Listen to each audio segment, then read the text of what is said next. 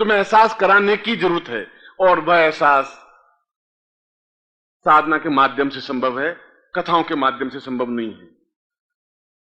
कथाएं भी अच्छी हैं, सुनना चाहिए, महापुरुषों के जीवन पढ़ने चाहिए, उससे हमें आत्मबल मिलता है, मगर हम ब्रह्म नहीं बन सकते, हम पुरुषार्थ युक्त नहीं बन सकते, हम पौरुषता युक्त नहीं बन सकते, हम शेर नहीं बन सकते, हम पे दूसरे जुल्म नहीं कर सकते। बाद में हम डट करके मुकाबला कर सकते हैं, और इसके लिए गुरुत्व की जरूरत है। इसलिए भगवती जगदम्बा को देवी कहा गया, मां कहा गया, जगदम्बा कहा गया, गुरु कहा गया।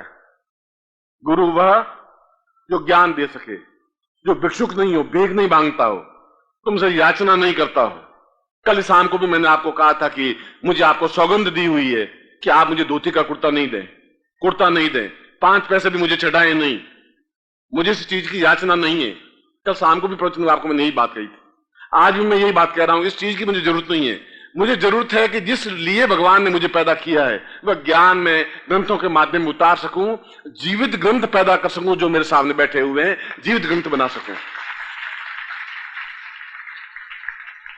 और शेरों के झुंड नहीं होते, पूरे जंगल में 10, 15, 20, 25, 50 शेर होते हैं, पूरे जंगल में एक शेर होता है। गीदड़ तो लाखों होते हैं, वो फॉलोवर्स कहते हैं, शिष्य नहीं कहलाते, उनको अनुयायी कहते हैं। कम हो या ज्यादा हो, भीड़ से इस बात को एहसास नहीं किया जाता। इस बात को एहसास किया जाता है कि कितने लोगों को अपने आप में पौरुषवान बनाया है। यद्यपि मैं कोटा शहर में पहली बार आया, मगर यहाँ के प्रशासन ने, यहाँ के लोगों ने जितना प्यार, जितना अपनत्व, जितना अटैचमेंट, जितनी चेतना मुझे दी, इस बात को मैंने एहसास किया कि इस जीवन में इन लोगों को भी और प्रत्येक व्यक्ति को भी, दक्षिण में भी गया हूं, हैदराबाद में, बेंगलोर में, वहां भी शिविर किए हैं, यज्ञ किए हैं, और यज्ञों के माध्यम से यहां भी यज्ञ हो रहा है, और कोई किसी प्रकार की धन की उसमें आवश्यकता नहीं है। प्रत्येक व्यक्ति आकर के उसमें आहुति दे, अग्नि के माध्यम से उस देवता तक अपनी अवश्य पहुंचाए, अपनी पूर्णता प्राप्त करे। पूर्ण शास्त्रोक्त मंत्र यज्ञ कुंड बनाए हैं आपके लिए भी, पूरे हाड़ौती क्षेत्र के लिए, प्रत्येक भारतीय के लिए, प्रत्येक व्यक्तित्व के लिए, प्रत्येक धर्म के लिए, प्रत्येक जाति के लिए, जो भी इसको मानता है, जो भी इसको स्वीकार करता है। और अगर हमारे 5,000, 10,000 वर्षों से पूर्वज जिसका खून हमारे रगों में बह रहा है, अगर वो इस बात को मानते थे तो हम उनके पुत्र हैं, हम भी इस बात को मानते हैं। वे गलत नहीं थे, उन्होंने हमें ज्ञान दिया, शास्त्र दिया, उन्होंने हमें चेतना दी, एहसास करवाया कि मंत्र के माध्यम से हम असंभव को संभव कर सकते हैं, यदि हम में क्षमता है तो, यदि हम में साधना है तो, हमें सही मंत्र है तो, सही चेतना है तो, और सही गुरु है तो। दोनों के लिए बराबर तलवार की धार रखी है। केवल गुरु भीख मांगने के लिए पैदा नहीं होता, आपसे याचना करने वाला आपका गुरु नहीं बन सकता, आपसे रुपए लेने वाला गुरु नहीं बन सकता, हाथ जोड़ने वाला गुरु नहीं बन सकता, आपकी छाती पर प्रहार करके आपको समझाने वाला गुरु बन सकता है, उसको गुरु कहते हैं। आपको चेतन देने वाला गुरु बन सकता है, एहसास कराने वाला गुरु बन सकता है। और इस जीवन में जिलाधीश महोदय, मैंने जीवन में कई मंदिर बनाए, संप्रदायवादी नहीं, उसमें कोई भी धर्म का, कोई भी जाति का जाए, और अपने पैसों से जो कुछ याचना दी उनसे बनाए।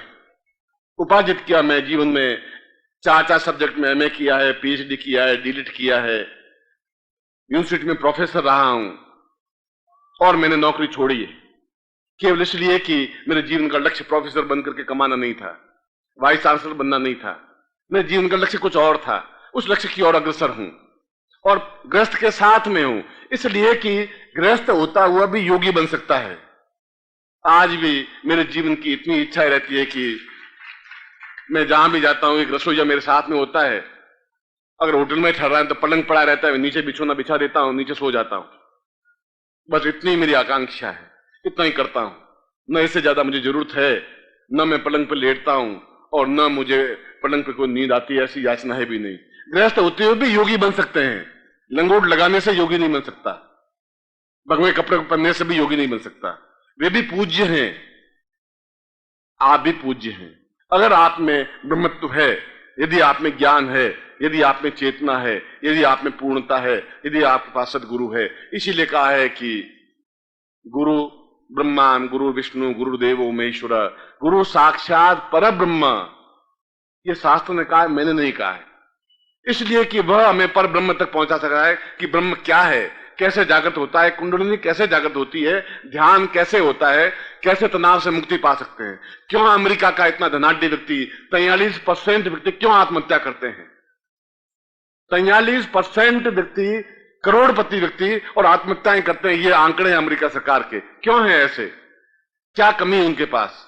उनके पास गुरु नहीं है, उनके पास ज्ञान देने वाला नहीं है, उनके पास चेतना देने वाला नहीं है, उनके पास एहसास कराने वाला नहीं है। अन्यथा मंत्रों के माध्यम से निश्चय ही हमारे कार्य पूर्णता होती है, थॉटलेस माइंड बनता है, समाधि बनती है, ध्यान बनता है, धारणा बनती है, जीवन में पूर्णता आती है। और जिस उद्देश्य से भगवान ने हमें ये चोला दिया है, शरीर दिया है, उसको ज्यों का त्यों पवित्रता के साथ में भगवान को सौंपने की क्षमता प्राप्त होती है। यज्ञ पूरे संसार में घूमा तो जगह जगह यज्ञ संपन्न करवाए, उनको वैदिक धर्म का एहसास करवाया, उनको बताया कि हमारा ऋग्वेद क्या है, यजुर्वेद क्या है, सामवेद क्या है, अथर्ववेद क्या है, मंत्र क्या है, चेतना क्या है, ध्यान क्या है, कुंडलिनी क्या है, समझाया। और लाखों फॉलोवर्स बने, करोड़ों फॉलोवर्स बने, शिष्य बने, दीक्षाएं दी, कई मंदिरों के जीर्णोद्धार करवाए और भगवान ने और जीवन दिया, सांस दी। तो जीवन तो इसी गति से गतिशील होगा। न पत्नी से मोह है, न पुत्र से मोह है। पुत्रों में क्षमता होगी तो अपने आप गुरु बन जाएंगे, नौकरी करेंगे, भिक्षुक बनेगा, उनकी इच्छा है। मैं तो उनको ज्ञान और चेतना दूंगा, मैं बाध्य नहीं करूंगा आपको कि वह गुरु बने ही, ऐसे मेरी इच्छा है, ऐसे मेरी आकांक्षा नहीं है, यह मेरे जीवन का धर्म नहीं है। यदि उनमें गुण होगा, लक्ष्य होगा तो अपने आप में गुरुत्व प्राप्त कर लेंगे। मगर मैं तो ये गृहस्थ इसलिए साथ में रखता हूं कि मैं गृहस्थ आप भी हैं और गृहस्थ होते हुए भी पूर्णता पाई जा सकती है, ज्ञान पाया जा सकता है, मंत्र पाया जा सकता है और साधनाएं पाई जा सकती है। और नवरात्रि का यह पर्व इसीलिए है कि हम भगवती जगदम्बा के चरणों में बैठ करके, मां के चरणों में बैठते हुए, फिर मैं वहीं से वापस प्रारंभ करता हूं जहां से मैंने अपना बात प्रारंभ की थी कि विद्युद्दाम अस्म प्रभाम रघुपति स्कंदस्ताम बीष्णाम कन्या भी करवाल खेत बिल सिद्धस्ताम हस्ते चक्र धरा से खेट विशिखा चापम गुणम तर्जनी विभ्राणाम मनलात्मिकाम शशिधराम। मेरा मन स्वयं अपने आप में पूर्णता प्राप्त हुए, मनस्तुष्टि तस्मै मना संकल्पमस्तु। और मैं अपने आप में उस कुंडलिनी को जागृत करता हुआ, ज्ञान की चेतना को जागृत करता हुआ और उस ब्रह्म में लीन हो सकूं, ब्रह्म के साक्षात्कार कर दर्शन कर सकूं और ग्रस्त जीवन का निर्वाह करते हुए जीवन की सारी समस्याओं का भी समापन कर सकूं। आपकी दरिद्रता मिट सके, आपकी गरीबी मिट सके, आपकी कमजोरी मिट सके, आपकी बीमारी मिट सके, अस्पताल से नहीं मिटेगी। आज से 20 साल पहले मेरे जोधपुर में एक अस्पताल था, आज 400 अस्पताल। अब बताइए कि बीमारी बढ़ रही है, घट रही है, और शायद 2 साल बाद 600 अस्पताल बन जाएंगे, फिर भी भीड़ है। क्या बढ़ रहा है? क्यों बढ़ रहा है ये सब? इसलिए बढ़ रहा है कि हम अपने आप को भूल रहे हैं कि हम किस प्रकार स्वस्थ हो सकते हैं। दवाएं लेने से स्वस्थ होते हैं तो फिर 600 अस्पताल बनने की जरूरत नहीं थी, क्योंकि हम तनाव युक्त हैं। तनाव मुक्त करने की क्रिया हमारे पास नहीं है। थॉटलेस माइंड कैसे बनाते हैं, मेडिटेशन क्या होता है, ध्यान क्या होता है, यह समझाने वाला नहीं है, अस्पताल बनाने वाले हैं। इसलिए मैंने आयुर्वेद अस्पताल खोलने के लिए भारत सरकार को कहा, तो उन्होंने कहा कि आप जो जड़ी बूटियां विलुप्त हो गई हैं, समाप्त हो गई हैं, उनको वापस जगाइए और एक बार वापस हमारी जो ओकल्ट साइंस का जो आयुर्वेद है उसको भी जागृत करिए। उन्होंने इस बात को एहसास किया और मैं अपने जीवन में जो भी जीवन के क्षण मिलेंगे, मैं वापस अपने जीवन में मंत्र सीखे हैं, ज्ञान सीखा है, ध्यान सीखा है, आयुर्वेद सीखा है, संन्यास्त जीवन व्यतीत किया है, गृहस्थ जीवन व्यतीत किया है, नौकरी की है और यज्ञ संपन्न करवाए हैं, पूर्ण क्षमता के साथ पूर्ण यजुर्वेद मौखिक कंठस्थ उच्चारण किया है। और इसलिए आयुर्वेद के माध्यम से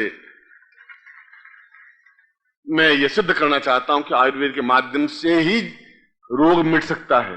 रोग को दबाना नहीं है, मिटाना है, यह मुझे एहसास करवाना है। हमें 500 अस्पतालों की जगह वापस 5 अस्पताल बनाने हैं। कितना एलोपैथी गोलियां एक लेंगे तो दूसरे साइड इफेक्ट होते हैं और लेंगे। मेरे कहने से भी आपके ऊपर कितना प्रभाव पड़ेगा नहीं पड़ेगा मैं इस बात को नहीं कहता हूं, मगर मैं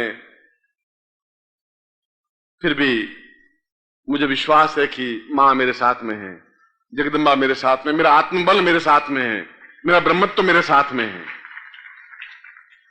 बुद्ध ने कहा है कि अकेला चलो, अकेला चले, केवल अहम गच्छामि, मैं स्वयं अकेला चल रहा हूं, मैं चलूंगा तो लाखों लोग मेरे साथ अपने आप चलेंगे।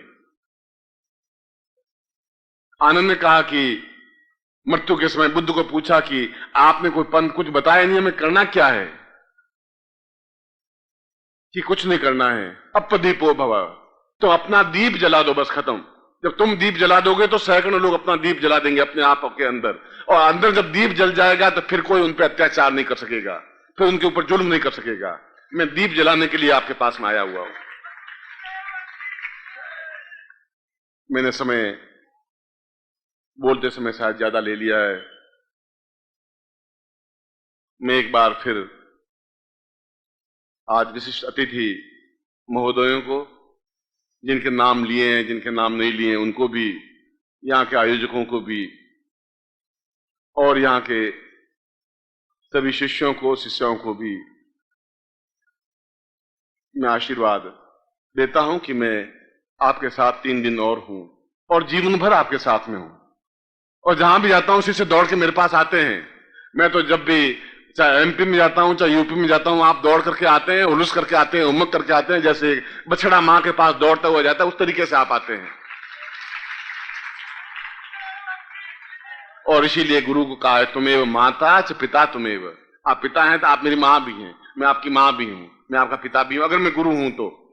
और मुझे मालूम है कि मैं गुरु हूं, क्योंकि मुझे कुछ आकांक्षा आपसे है नहीं, देना है लेने की जरूरत है नहीं मुझे। यह तो समय इतिहास, आने वाला इतिहास की रेखाएं बताएंगी कि मैंने जीवन में कुछ किया या नहीं किया। बुद्ध ने भी किया कि नहीं किया, महावीर ने, वो तो मुझसे करोड़ों करोड़ों गुना ऊंचे होंगे, मैं तो एक सामान्य मनुष्य हूं। मगर जितना भी हो सकेगा अंधकार को दूर करने का ही प्रयत्न करूंगा, अंधकार को बढ़ाऊंगा नहीं, ये चेतना गारंटी है, ये निश्चित है।